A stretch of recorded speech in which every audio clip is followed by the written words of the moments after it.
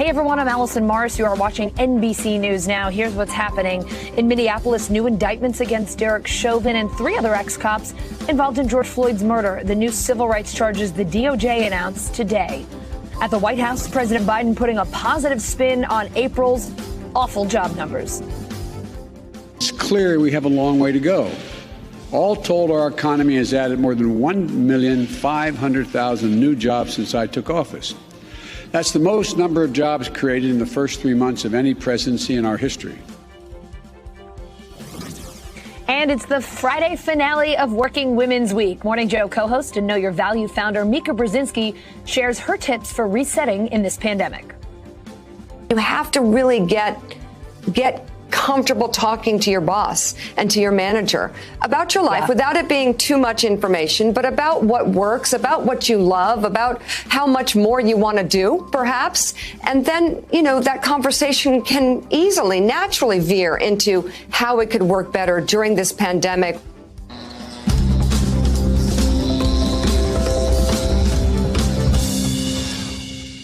Let's go straight to NBC News correspondent Megan Fitzgerald. She has details on those new federal charges in connection with George Floyd's murder. Megan, what do you know? Well, Allison, we know that this indictment came down this morning and that these are very serious charges. It's not common that we see officers being charged on the federal level with the death of someone in their care. Now, we're talking about 3 charges here, and I want to go over them with you. The first one is against Derek Chauvin. And basically what it's saying is that Chauvin violated George Floyd's 4th Amendment right to be free from unreasonable seizure. So what this is pertaining to is the unreasonable use of force that contributed to injury and death. The second charge here is for Officer King and Officer Tao. This one essentially saying that they saw the knee on George Floyd's neck and that they failed to act. I want to read the legal terms to you, saying that they willfully failed to intervene to stop Chauvin's unreasonable use of force.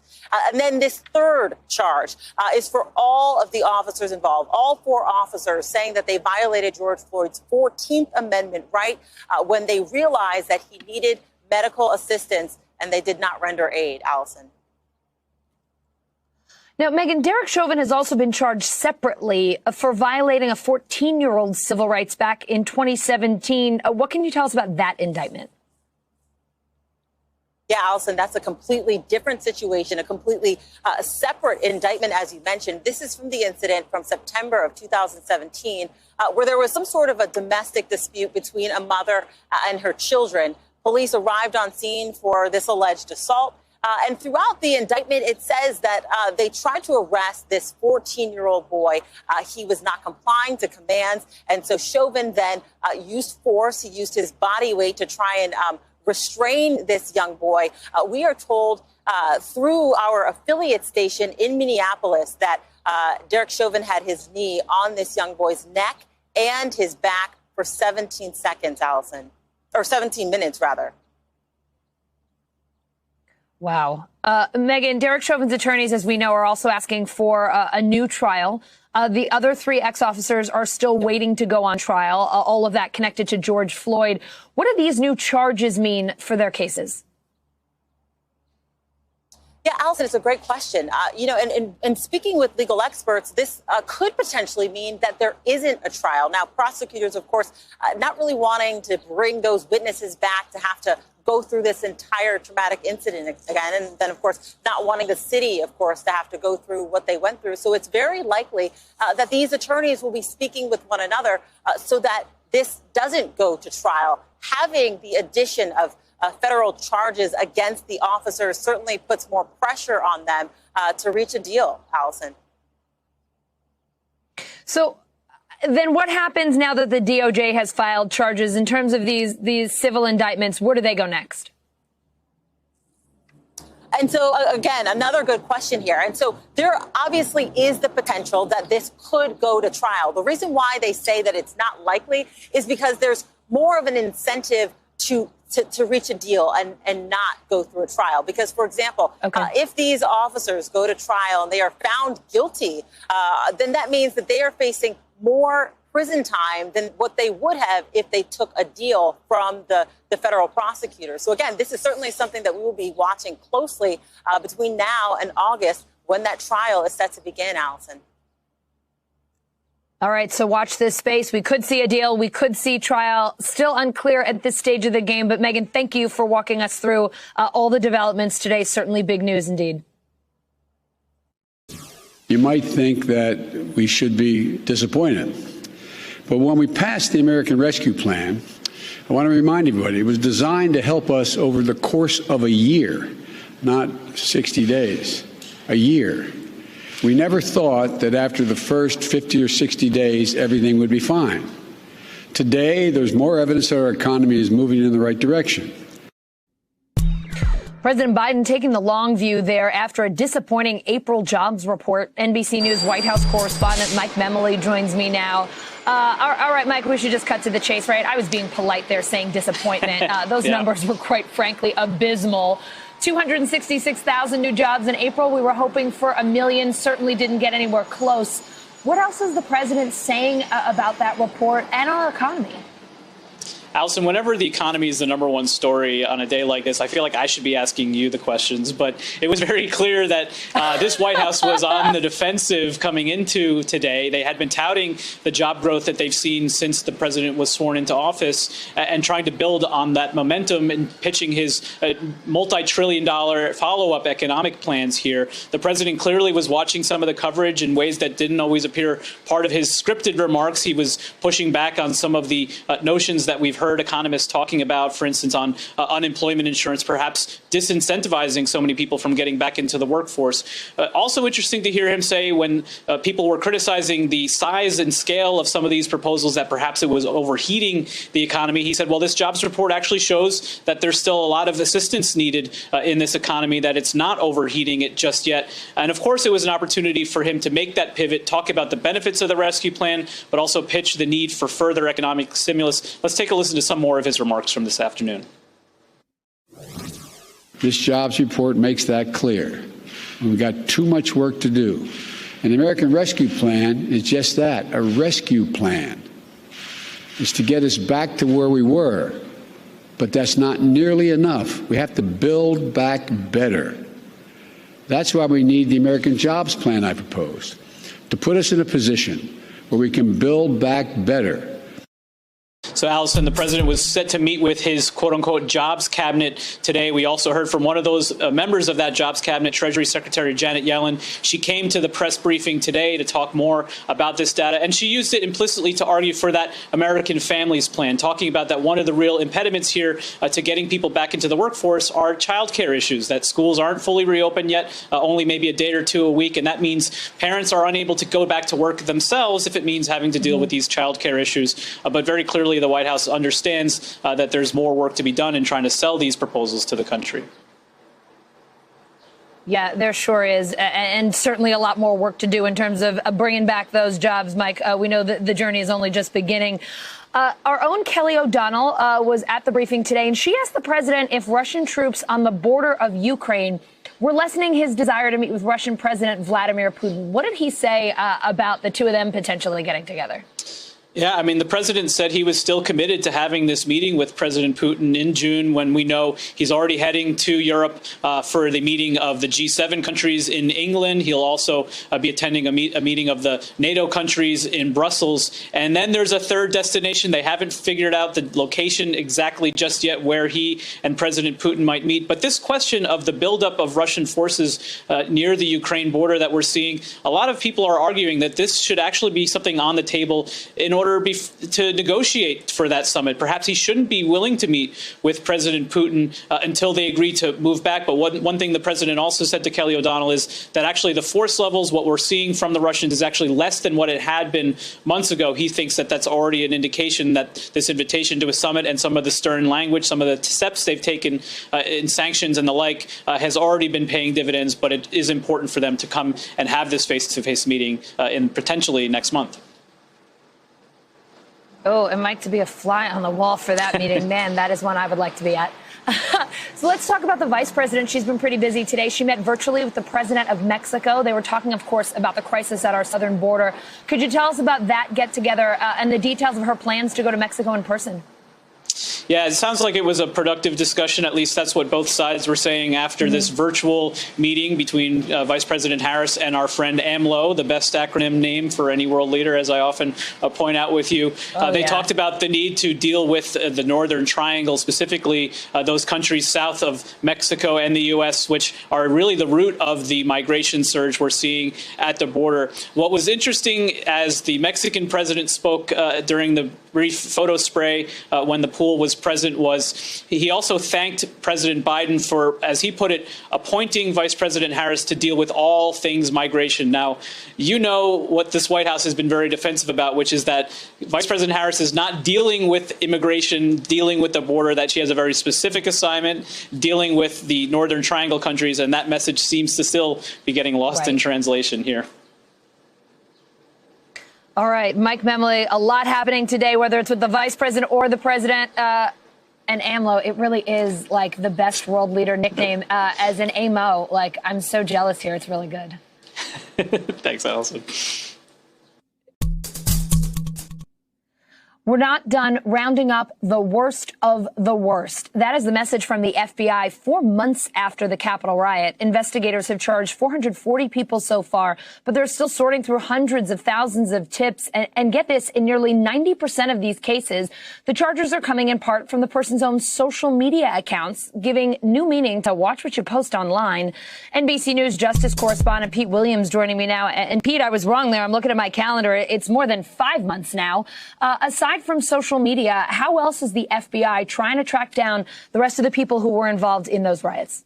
Well, we know from court documents that they're using several techniques. They're using facial recognition software, comparing images from surveillance cameras and the other pictures that were taken during the riot to the FBI's own databases and at least one other federal database. They're using subpoenas to cell phone service providers to get information on whose phone was in the Capitol at the time. And perhaps one of the most productive ones is the one you're seeing on the screen right now, is posting pictures of people. These are from the FBI's website, and asking for public tips on who these people are. These are people from the FBI's FBI.gov website that are suspected of assaulting police officers. And so these are some of the high-profile cases that the FBI is eager to have help in identifying. And they've gotten, as you know, hundreds of thousands of tips, hundreds of thousands of digital media. So public tips have really been a key factor in this case. Pete, we know more than 440 people have been charged so far. What can you tell us about them? Well, they come from all but 6 states. So they come from 44 different states. Wow. They're predominantly men. Their average age is about 39. 44 of them have military service. And the largest number come from Texas, Pennsylvania, and Florida in that order, with men outnumbering women by about 7 to 1. So it's a pretty large cross section. And of course, hundreds of the people who have been charged will face relatively minor charges of, in essence, trespassing, of being in the Capitol when they shouldn't have been. But there is a small concentration of cases that will be much more serious, of assaulting police officers or stealing federal property or taking more aggressive action. And I think that's where you're going to see the concentration on these cases as the government moves forward to trial and tries to perhaps settle a number of the other, or plead out a number of the other cases. Yeah, Pete, you mentioned that prosecutors did say this week that they'll offer plea deals to the 4 men accused of assaulting Capitol police officers. It sounds like you expect there could be more plea deals to come. No doubt about it. We've already had one successful plea agreement. This man who was accused of being a founding member of one of the organizations that's charged with conspiracy in this case, and John Schaefer, he's agreed to cooperate. Then in at least 2 other cases, the government said in court hearings this week that it's considering offering pleas, and I think we're just going to see more of that. All right, Pete Williams, thanks so much for being with us on a Friday. Have a nice weekend. You too. In Texas, a controversial election bill is now heading to the state Senate. State reps passed that bill this afternoon after an all-night battle between Democrats and Republicans. NBC News Now correspondent Priscilla Thompson is outside the state capitol in Austin, Texas, where, Priscilla, I hope you got a little bit of sleep. The Democrats are pushing Republicans to make a lot of changes to HB 6 overnight. What is in the version of the bill that is going to the state Senate, and did they have success getting their amendments through there? Yeah, Allison, I did get a little bit of sleep, but it was a very long night here at the Texas State Capitol with hours of debates and delays and finally some negotiating. And Democrats were able to push through 18 of those amendments that they proposed, including lowering the enhanced criminal penalties that were originally in this bill. They were also able to create a situation where if those partisan poll watchers are being disruptive, they can now be removed from the polling site. And also, they removed one of those provisions that would have forced anyone who was assisting someone at the polls who may have needed extra help, perhaps had a language barrier or a disability, that person helping them no longer has to fill out a form disclosing why they needed that help. And so while they were able to get some changes in there, there are still a lot of things in this bill that are not changing. For example, the idea that it would now be a crime if an election official were to send unsolicited vote by mail applications to voters. Allison? Priscilla, opponents have said that this bill amounts to voter suppression and it will disenfranchise voters of color. How do they feel about the version of the bill that's gone through? Well, advocates I've spoken to today say that these amendments are not a win. They still oppose this bill and think that it is very problematic. I spoke with the policy director here at the Texas ACLU, and take a listen to what she said, which is basically that the entire premise of this bill is still wrong.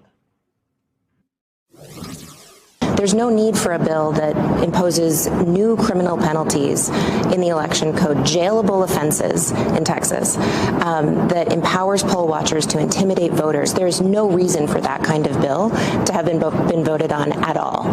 So it was good to see some of those amendments, and we'll see how those hold up in the onward process. But at the end of the day, this is about solving a problem that doesn't exist. And advocates tell me that all options are still on the table and this battle is far from over. Allison? All right, Priscilla Thompson, thank you, and hope you have a restful weekend. We appreciate your reporting. It's MAGA versus Cheney, the GOP's deep divide on full display in Florida today. Trump loyalists, Reps Marjorie Taylor Greene and Matt Gaetz, kicking off their America First tour at the Villages. That's a retirement community in Central Florida. NBC News Capitol Hill correspondent Leanne Caldwell joins me now from the Villages. I should have said it's a massive retirement community in Florida, Leanne. That place is absolutely enormous. We know that Gaetz and Greene are likely to pile on Liz Cheney as she is fighting for her leadership life in the party. Tell us what this tour is about and what you're expecting to hear from Gaetz and Greene today. It sure is a massive retirement community. There's more than 100,000 people who live here, Allison. And it's also a mostly Republican retirement community as well. 69% of them voted for Donald Trump in 2020. And so this is a prime spot for conservative politicians to come. And that's why we see Representative Matt Gaetz and Marjorie Taylor Greene coming here on their first stop of what is their America First tour. So this is one of several stops around the country where they, of course, are going to spread the MAGA ideology, but it's also an opportunity for them to fundraise. They are good fundraisers, and this is a joint fundraising committee, so they're going to be raising money off of this as well. But you could be sure tonight that they are going to hit Representative Cheney extremely hard because they think that she does not belong in the Republican Party. They think that she is a relic of the past, and that the future is President Donald Trump, or former President Donald Trump, Allison. Leanne, I have to ask, I know it is a largely Republican community there. I know it's largely conservative, but Gates and Green are controversial figures on Capitol Hill. How do folks there feel about their visit? Are they fans of theirs or not so sure? Yeah, well, so how it's going to work tonight is it's this outdoor amphitheater, and there are free tickets that they're going to put down their email addresses, and that's where the fundraising component begins. They're going to be on a list, and we're expecting hundreds of people, which, might be good. I'll be able to talk to more of them tonight, but the ones that are going to be there are the ones that are big supporters. We do know that Representative Gates and Marjorie Taylor Greene, they have a following. They don't have a lot of power up in Washington because they're kind of backbenchers, members of Congress who have lost a lot of clout, especially with the controversies around them over the past couple months. But they do have a following among the Republican base, and so they are not going to be shunned when they come here, Allison. All right, speaking of popularity, we have to ask you about another member of Congress, Congresswoman Elise Stefanik. She's the leading contender to replace Liz Cheney, but some conservatives are concerned about her voting record. What in particular in that record worries them?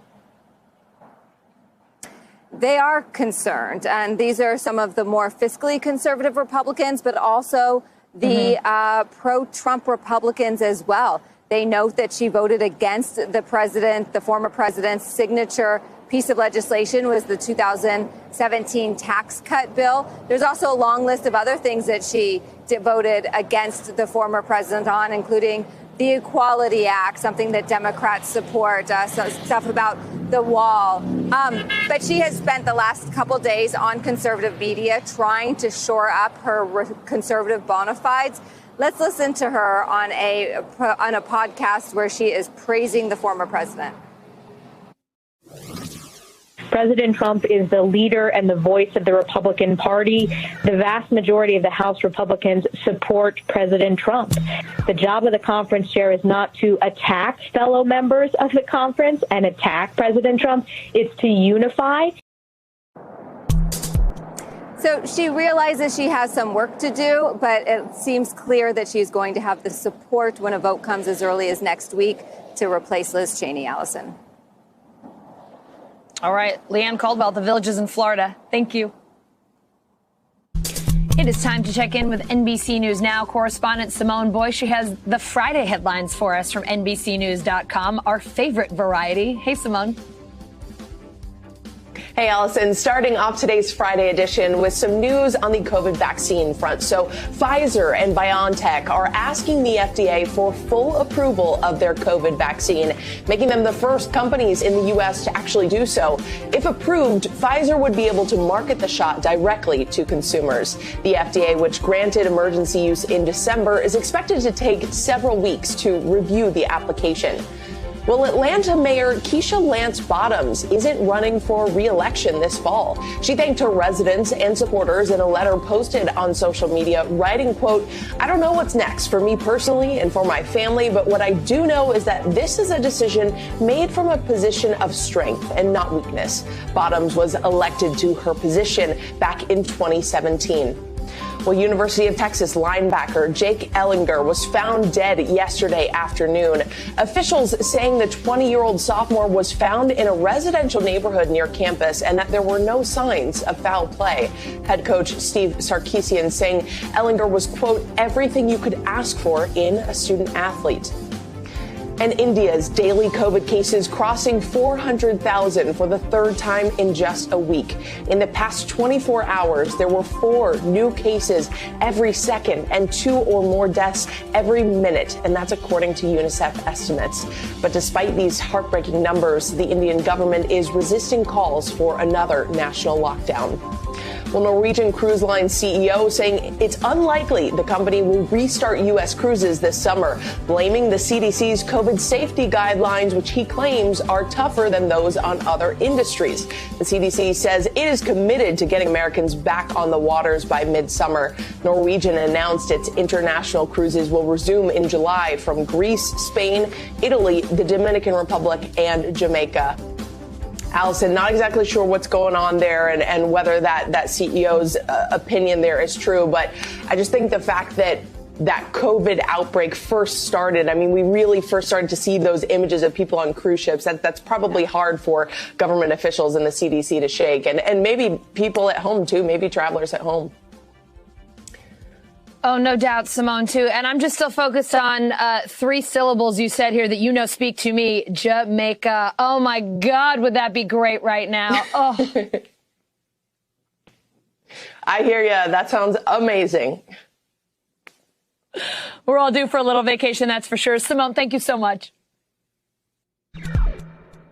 2 New Jersey doctors fighting the growing COVID crisis in India without leaving the Garden State, thanks to the magic of telemedicine. And India needs their help more than ever. The country reporting more than 414,000 new COVID infections in the last 24 hours. NBC News Now correspondent Dasha Burns has their story. Doctors Avinash and Geeta Gupta just finished a 10-hour hospital shift at Monmouth Medical Center in New Jersey. Now at home, they gear up for a different kind of shift, triaging and treating COVID patients over 8,000 miles away. 20 milligram twice daily. India is in the throes of an apocalyptic second wave of COVID-19. More than 300,000 new daily cases for 2 weeks straight. The healthcare system at a breaking point. There is no hospital beds, no oxygen, no even basic things, and they are really very scared. So the Guptas sprang into action, launching a growing coalition of Indian American doctors from across the U.S., turning to telemedicine to help keep patients in India out of overwhelmed hospitals. This way we can not clog the hospitals and leave the beds open for patients who are really sick. They answer questions from patients and frightened family members. Can I keep both mother and son in the same room? Yes, you can. They look over test results and recommend treatments. Convenient. Let me know if you get worse or if there is any change or anything, okay? How significant could this kind of help, could this kind of intervention be, even though you're doing it from afar through a screen? It can save lives because now we know a lot about this disease. If we intervene at the right time, we can prevent a cytokine storm from coming where the patients will crash and then we cannot do much. It's a critical mission that's become personal for the Guptas. This hits home on many levels for you both. My worst nightmare came true. This week, Geeta's 87-year-old mother testing positive for the virus. And Avinash is living through loss himself. I lost my brother-in-law and I lost one sister also to this COVID. You are processing your own grief. At the same time, you're actually taking action to help. The best way to be happy is to go out and help other people. Being away from our motherland, we thought we have to do something when we are getting calls on a daily basis about people getting sick and no hospital beds, no oxygen, no medication. These doctors on the new front line from a world away.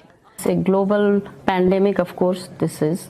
So we have to take care of each other, yes. And Dasha is here with me live now. Dasha, it's just amazing what the Guptas are doing, and amazing to think that they can be so helpful from so far away. Tell us more about their coalition and the other doctors trying to help folks in India. We know how much that country is struggling right now.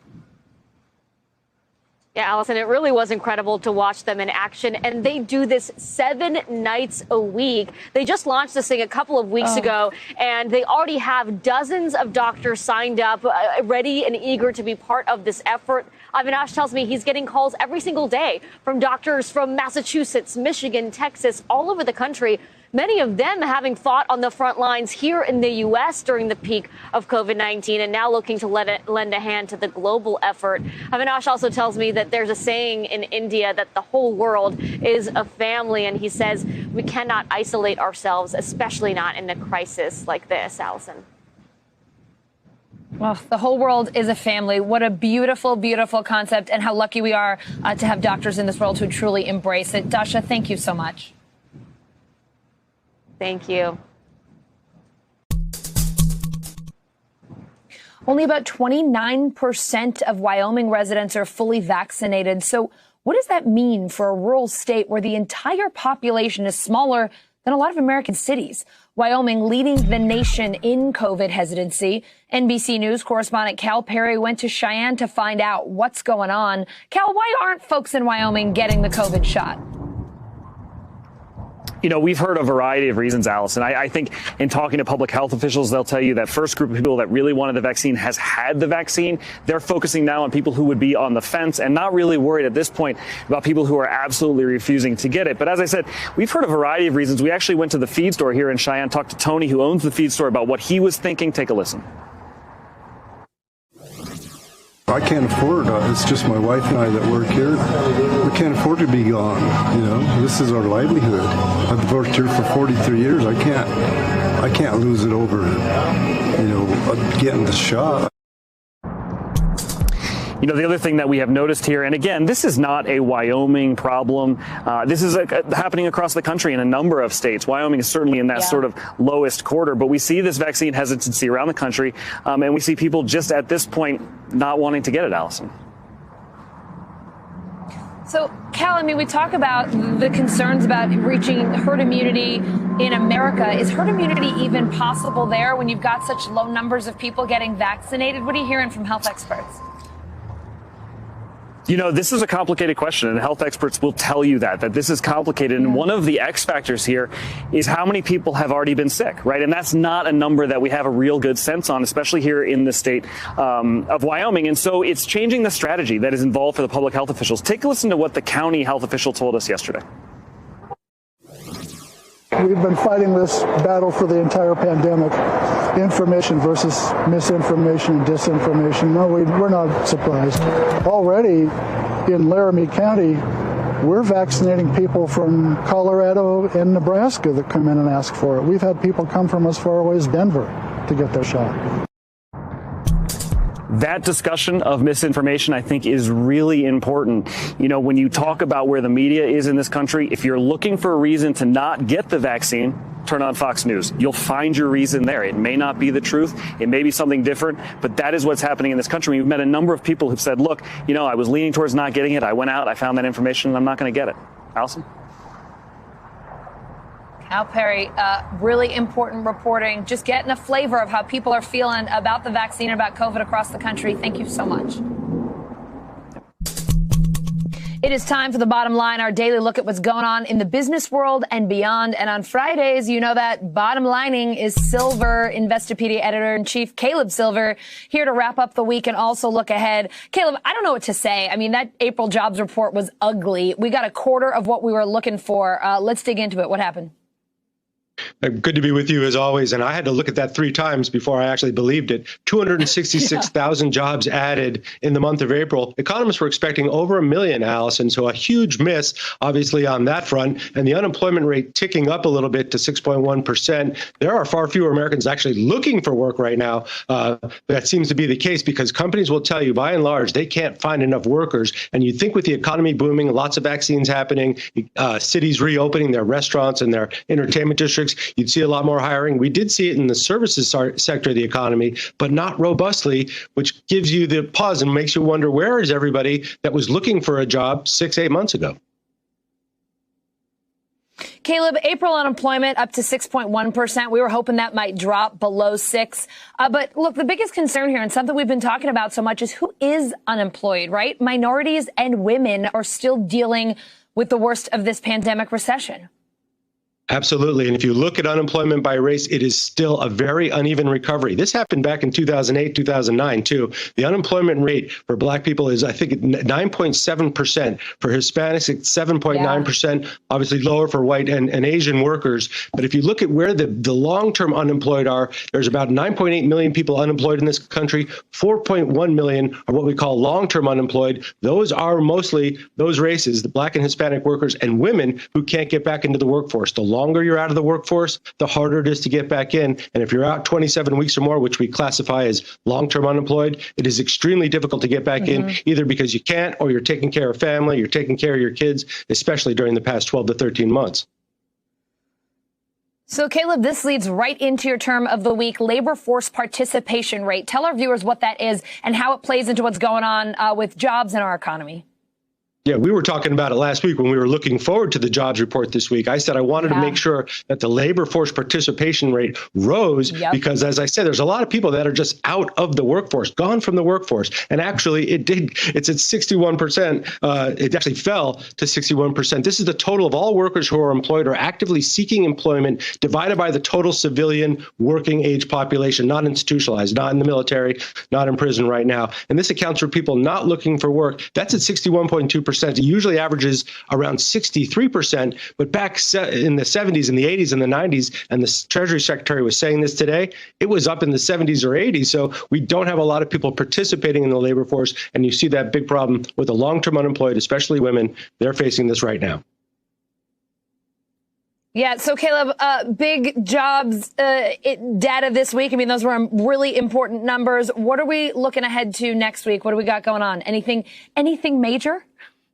It's all major these days. All the news seems to be heavy these days, but we have sort of the back nine, right? The back nine of earnings season. We have a bunch of companies reporting next week, including Tyson Foods, including Disney. We want to see what's going on at the theme parks. Are people going back in around the world? Also, what's up with Disney Plus? That streaming service has had a great last 12 months. Also, Airbnb, which was having a fantastic booking season. It looks like it's going to continue that way, but they're having problems adding new folks onto the platform. But they're really having a great year because people are doing a lot of domestic travel. On the economic front, reports on inflation. We know it's everywhere. Look at chicken prices, look at lumber prices, look at coffee prices, look at gasoline. Inflation is everywhere we look right now. And then reports on industrial production. But very important is the retail sales numbers for May, the estimates, and consumer confidence for May as well. How flush are consumers feeling? The personal savings rate's at an all-time high right now, and consumers have a lot of money in the bank. Have they been spending it? They did last month. Are they going to continue through April and into June?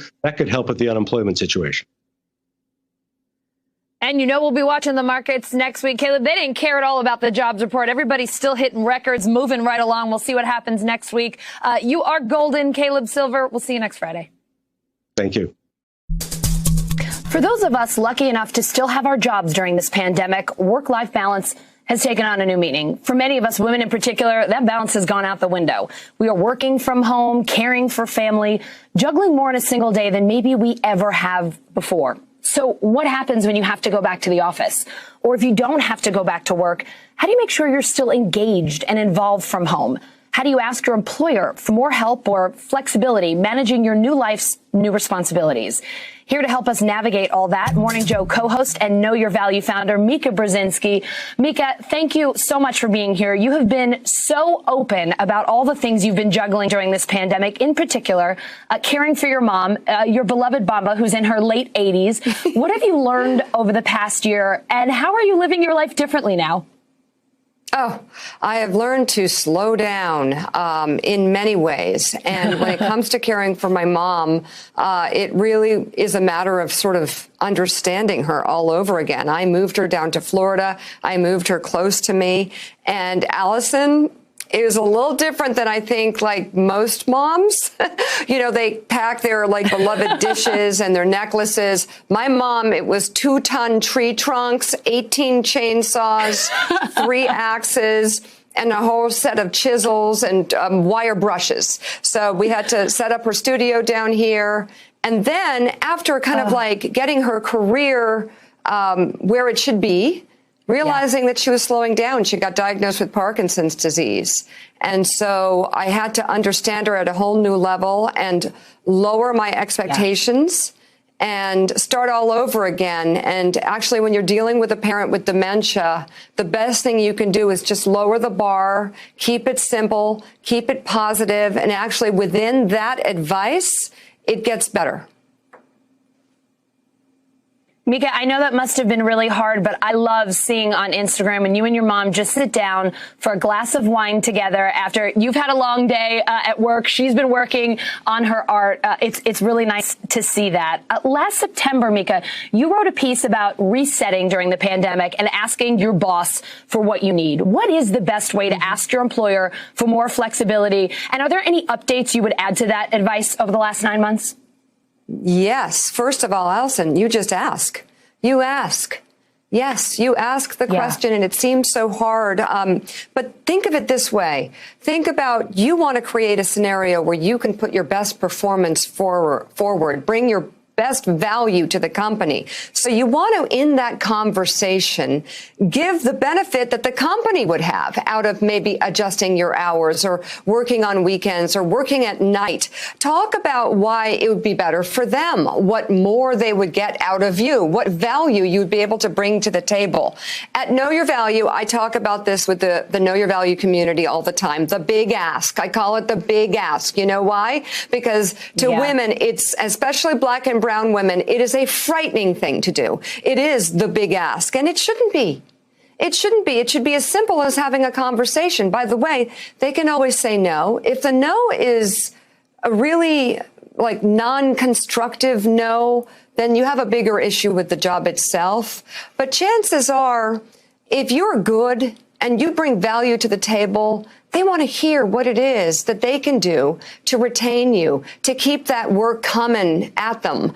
And, I call this sort of an information gap. For women, especially Black and brown women who are falling off during this pandemic, who are falling off in general as it comes to sort of leveling up in their career. They get to a certain point and then, you know what, they can't do it anymore. Life interrupts their work and they can't get back in. We have to stop that. And that information gap goes both ways. Number one, the women need to learn to have these conversations without them being traumatic. What's the worst that could happen? You can always ask, but also you have to be, Allison, you have to really get comfortable talking to your boss and to your manager about your life without it being too much information, but about what works, about what you love, about how much more you want to do, perhaps. And then, that conversation can easily, naturally veer into how it could work better during this pandemic or permanently, what you've learned about how you can bring more work to the table if you're working at home. And then managers need to do more to find out what great talent needs to stay happy in their jobs, to be comfortable doing their work and also having their lives. Mika, you mentioned work from home. A lot of companies considering that long term. How can women make sure that they are still really involved from home and that they're not missing valuable face time with their bosses and their colleagues? Well, I think you have to be persistent. I think you should email your boss it depends on the job. It might be a manager. It might be a supervisor. I don't know if you're emailing the CEO of a company, if you're starting out in your career, but those who are above you, you ought to stay in touch, even if they don't write back. And you can send an email a week. You can reach out, maybe do a monthly Zoom catch up with your manager or supervisor. But, I was interviewing the CMO for Prudential the other day for my Women in Charge series at knowyourvalue.com. And she had great advice, especially in the first, second, or third job of your career. Meet with people around your company, above and below you, of all backgrounds. Meet with people that you wouldn't necessarily meet with. Step outside your comfort zone. She got the most amazing promotion from a random meeting that she had years ago that was the biggest promotion of her life. So when you're starting out in that first, second, or third job, you're in the middle of your career, start thinking of people that you would meet with that you wouldn't necessarily immediately think of. And practice having conversations, understanding their background, their point of view, where they come from. Your workplace is an opportunity to spread your wings and to learn about people from diverse backgrounds. But if you can't kind of talk to people very comfortably, and sort of go in places where it's maybe a person you wouldn't necessarily talk to, that's valuable time wasted. You want to really establish yourself in your company. And for people to know you, you have to step outside your comfort zone and start those conversations. Mika, how about women who aren't working right now, who are watching this and maybe they've left the workforce because they got laid off or they had to just leave to care for their family and now they need to or they want to get back in? What's the best way to network to try to land a job or an interview, especially if you have to do it virtually right now? Okay, so this is going to be tough. Look at this number. This is incredible. We are in a crisis for women and a crisis for mothers and a bigger crisis for Black and brown women.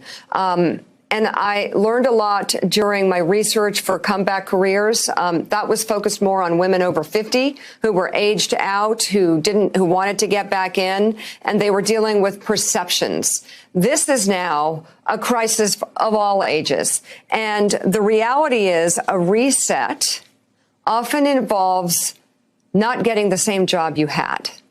And while that may not be fair, when you have left the workforce and you are trying to get back in, there are many different ways you can get back in, and none of them are going to be perfect. So first, I say, open your mind.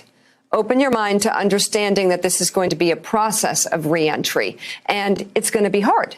But you've got to cast a wide net. You have to understand that, in a way, if you've lost your job, it's a step back. I lost my job at CBS. I was working at the network level for 60 Minutes too, and anchoring on the weekend on the network. And the job that I took a year later, after looking and looking and looking and looking and looking, was a job I wouldn't have even considered 15 years before.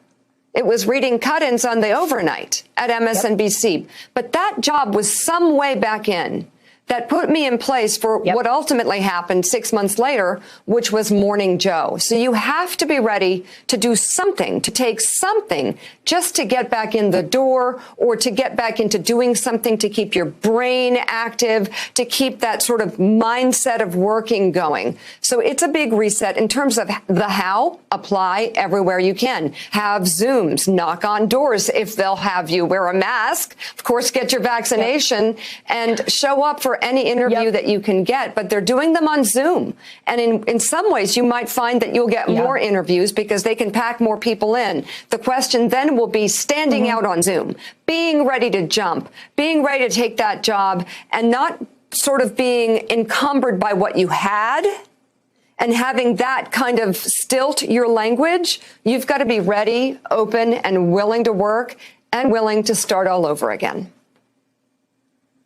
And know that you're not alone. Mika, I hear you share that story. I got laid off from my very first job and ended up taking a freelance gig at a local TV station that doesn't even exist anymore. It was real, real budget, but it got me back in the game. And sometimes that's just what you need. Mika, thank you. You always help us realize a little bit more of our value, know our value better. We're really grateful for you. Thank you. We're closing out Teacher Appreciation Week with a first grade teacher who noticed something was wrong with one of her students. Turned out that she was right, and she just may have saved his life. Wait till you hear how she has been helping him through the pandemic ever since. NBC News correspondent Harry Smith has their story. They are roads less traveled these days, away from the city, where many are giving all they've got just to get by. Yet they are places where the sense of true community remains steadfast. I pledge allegiance to the flag of the United States of America. Like at the Conneaut Valley Elementary School in Crawford County, Pennsylvania. Hey, class, are you ready? How long have you been teaching here? Since 1986. Really? Really. Wow. You got it. 35 years in the classroom for Barb Hine, delighted to be teaching first grade. Everything is new with the kids. They discover things, and every year it seems like it's the same things. Their world is just enlightened, and the light bulbs click on, and I get to see that every day. Are you ready? Yeah. One day, about a year and a half ago, Barb's light bulb clicked on. She noticed something amiss. On really bad weather days, we'd have recess inside. When he would get very active, he'd lose color in his face, and he'd sit down, and it was hard for him to play. He is Harrison Connor, something of the apple of this teacher's eye. Oh, he's an amazing little guy. He's so much fun in class. He loves to learn new things. The epitome of first grade. You could have 100 of him in a classroom. Barb notified the principal and the school nurse. Look at me! Because most of the kids, they are sweating, they are dripping, their faces are beet red, they can't wait for water. And here he is, pale, sitting down, and it just wasn't right. The nurse informed Harrison's mom. Then school closed for Christmas break. You come back from Christmas break and what? And one of these little guys from my class walks in the doorway, makes a beeline to my desk, and says, "Mrs. Heim, Harrison went on a helicopter ride to the hospital." What was wrong? He was diagnosed with leukemia. With Harrison too sick to come to school, Barb made sure he didn't lose touch with his class. I always did story after recess time, so we'd call him on the Zoom meeting, read a story, and he'd get to listen to that story and see his friends and everybody's yelling, "Hey, Harrison." It's like he was there. Then came the pandemic. Schools closed. But in the fall, Conneaut Valley reopened. Good morning. Harrison, though, was still stuck at home and often not up to cyber sessions. Here we go. Into that void stepped guess who? So you're teaching first graders full time? Yes. And then after school, you would go to Harrison's? Yes. Every day? Every day. Classic rock blasting on the radio. Barb can't wait to get there. The 20-minute drive blows by. The genre is in Masks, plexiglass, a shield. Protection, yes. Barriers, no. It was a joy because I knew he wanted to learn. He couldn't wait. He was so excited. And he'd have his off days if medicine was causing him to not feel up to it. But we made it through, and he always did his best. From time to time, the school sets up Zoom sessions for Harrison and his pals. How you doing, bro? Good. The boys' goofiness tempered a bit this day, perhaps by our presence, but still plenty goofy. Harrison shares the screen with his mom, Suzanne, and little brother. It was without hesitation that she said, "I'll teach him. I'll do it." Ever since the minute he was diagnosed, and I'm going to get emotional, she has been absolutely amazing. It's incredibly, incredibly special. I am loving the look on Harrison's face. That's $1 million smile right there. We fought hard for this little face. I think about him every day. Yeah. He's so lucky to have you. I'm lucky to be his teacher. I'm the lucky one. Hey, NBC News viewers, thanks for checking out our YouTube channel. Subscribe by clicking on that button down here and click on any of the videos over here to watch the latest interviews, show highlights, and digital exclusives. Thanks for watching.